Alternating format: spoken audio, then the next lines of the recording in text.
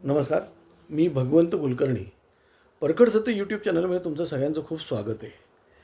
आजपासनं अजून काही दिवस आपल्याला जसं जमेल तोपर्यंत आपण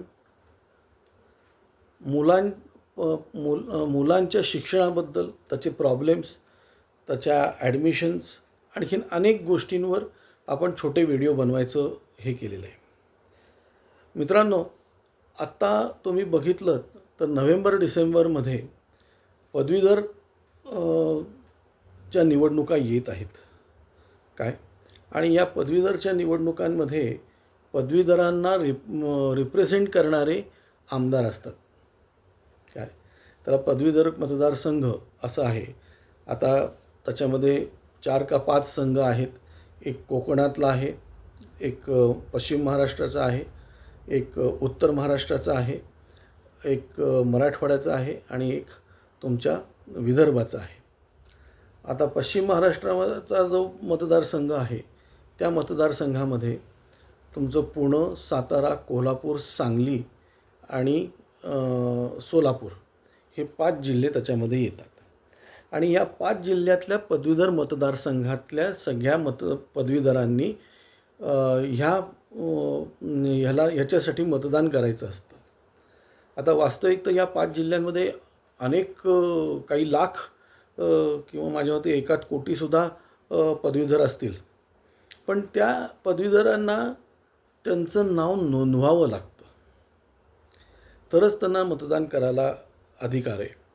आणि त्यांचं नाव एवढ्यासाठी नोंदवावं लागतं की दर 6 वर्षांनी ह्या निवडणुका होतात, तर दर 6 वर्षांनी नवीन नाव नोंदणी करावी लागते.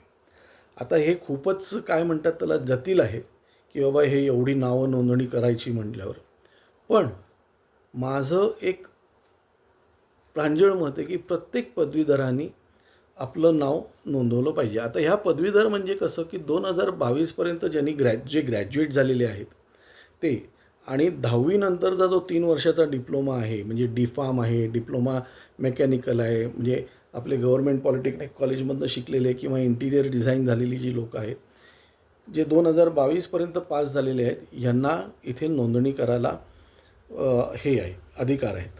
म्हणजे नोंदणी करता येते आणि मतदानाचा अधिकार आहे. आजपर्यंत आपण हे बघितलेलं आहे की हे खूप काय म्हणतात त्याला दुर्लक्षित हे आहे. वास्तविक हे पदवीधर मतदारसंघातले जे आमदार असतात हे कशासाठी असतात? हे पदवीधरांच्या समस्या सोडवण्यासाठी असतात हे. आणि आपण पदवीधर समजा यांच्याकडे आपण गेलोच नाही, म्हणजे हे पदवीधरांच्या समस्या सोडवण्यासाठी असतात, पण यांच्याकडे कोणी जातच नाहीत, कारण बऱ्याच लोकांना हे आहेत हेच माहिती नसतं. काय हे आहेत हेच माहिती नसतं. आणि जे पदवीधर मध्ये निवडून आलेली जी लोकं आहेत काय, त्याच्यामध्ये ते तिथे खुर्च्या उभवण्याशिवाय किंवा हात वर करण्याशिवाय दुसरं कुठल्याही प्रकारचा ते हे करत नाहीत. काय म्हणतात त्याला त्याचा उपयोग करत नाहीत. बऱ्याचशा तर लोकांना पदवीधर संघाचं अस्तित्व आहे हे पण माहीत नाही. जसं पदवीधर तसं शिक्षक मतदारसंघ. पण ह्याच्यामध्ये कसं आहे की माझं एक म्हणणं आहे की प्रत्येक पदवीधरांनी त्याचं नाव नोंदवावं आणि त्याच्या ज्या येणाऱ्या पदवीधराच्या ज्या समस्या आहेत, त्याच्या पुढच्या लाईफच्या आहेत, नोकरी संदर्भात आहे, रोजगारी संदर्भात आहे आणि अनेक त्यांच्या मुलांच्या संबंधात आहेत. म्हणजे आता समजा मी असेल तर मी पदवीधर आहे, तर माझ्या मुलांच्या ॲडमिशनच्या समस्या असतात, तो हा म्हणणं आणि ही गोष्ट सॉल्व करणं ही त्या पदवीधर मतदारसंघातल्या आमदाराची आहे. तर त्यांनी ती सॉल्व करायला पाहिजे. त्यामुळे प्रत्येक माणसाने पदवीधर मतदारसंघामध्ये त्याचं नाव नोंदवावं, आणखीन मतदानाचा अधिकार बजवावा. याच्यावर आपण आणखीन पुढे व्हिडिओ बनवणार आहोत की पदवीधर मतदारसंघामध्ये काय काय व्हायला पाहिजे, कसं व्हायला पाहिजे आणि आजपर्यंत काय काय झालेलं आहे. काय आज एवढंच. धन्यवाद. मी या व्हिडिओच्या खाली एक नंबर आणखीन मेल ID देत आहे. ज्यांना नाव नोंदवायचं आहे त्यांनी याच्यावर काय म्हणतात त्याला संपर्क करावा. त्यांना ऑनलाईन फॉर्म दिले जातील, नाहीतर Google फॉर्म पण पाठवले जातील, नाहीतर फोन करून आपण चक्क संपर्क करावा आणि बाकीचं काय असेल त्याप्रमाणे तुम्हाला फोनवर सांगितलं जाईल किंवा वेगवेगळ्या व्हिडिओजमधनं तुम्हाला सांगितलं जाईल. आज एवढंच. धन्यवाद.